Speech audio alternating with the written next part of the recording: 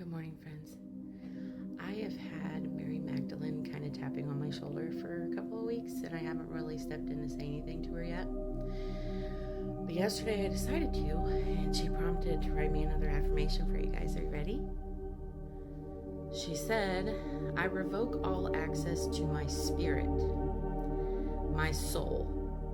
No entities, institutions, administrations, or corporations shall reap benefits from my life source. I am one with source, and I am divinely protected, so mote it be. But then I heard Ashe. Now I work with goddesses mostly. I work with divine feminine, but I've been having new ones pop through, and Ashe is actually Nigerian.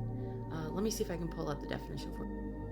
It's actually Yoruba specifically, and it means the power to make things happen. So which I thought was a really great thing to add to it. So I'm going to have to sit with myself and figure out who's telling me this.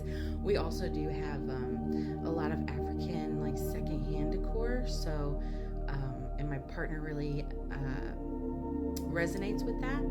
So it could have been one that's in our house. I'll have to sit and think about it. And then next she prompted me to write about my life. Just give like a short story, which is not a short story, but kind of like an outline of what I need to be telling people. My name is Lacey. I'm 35 years old. I identify as queer lesbian. I've been in a loving relationship for 5 years. I've got 3 dogs and a cat. I'm a millennial, so I've been through the ringer with you guys too.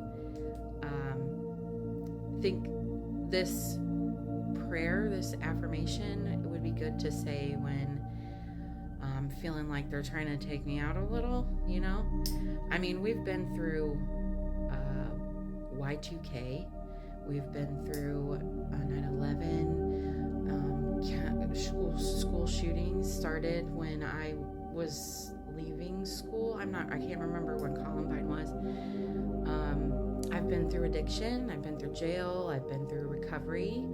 I've been through depression and anxiety.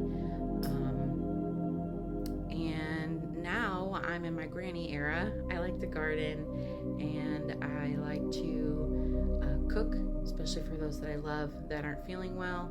I kind of feel like Maribel's mom on Encanto sometimes. I do have a magic touch. I read tarot. I do intuitive readings. I can see a little bit of future. I always call it my That's So Raven moment, because it's like you stop and stare for a second and you get that little hit, but it's a lot quicker than that. That was just for dramatics. I believe I got this from both sides of my family. I don't know much about my history. I do know that there's a lot missing, and a lot of it was whitewashed, so I don't really get to see a lot of where my true blood comes from. But I know that it's old, and I know that my soul's been here plenty of times. I don't have children because I was here to help people with their children. I was here to help the adults through raising their children. And a lot of times it's to advocate for the children, because for the parents there's a lot going on, and sometimes you just kind of forget what the point is, and you forget how to talk to people because you don't have time for yourself.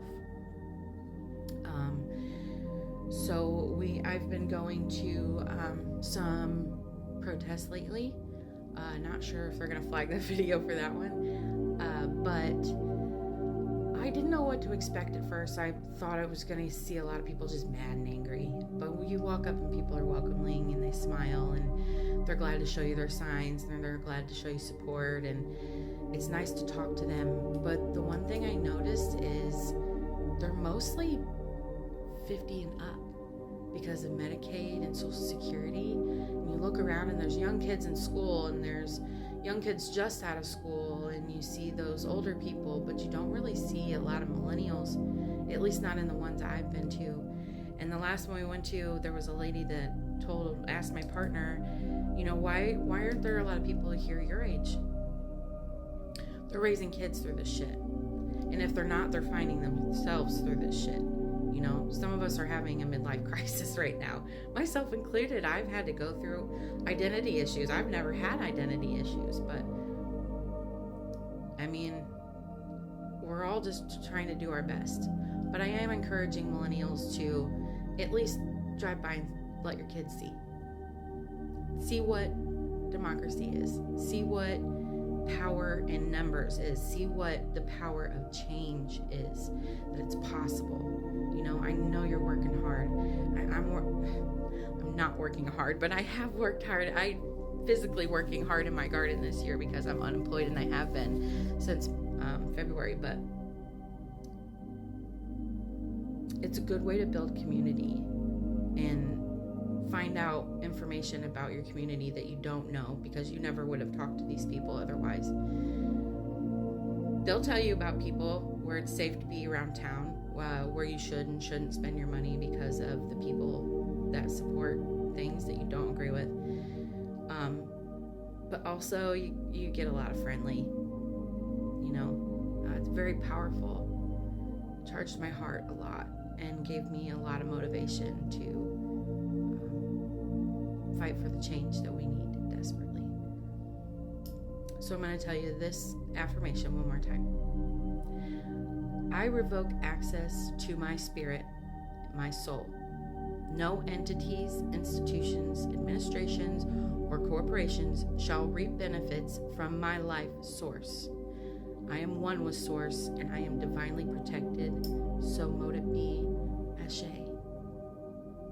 I see you, Yoruba. I respect your culture. Feel free to use this affirmation. Mary Magdalene is the one that shared it with me.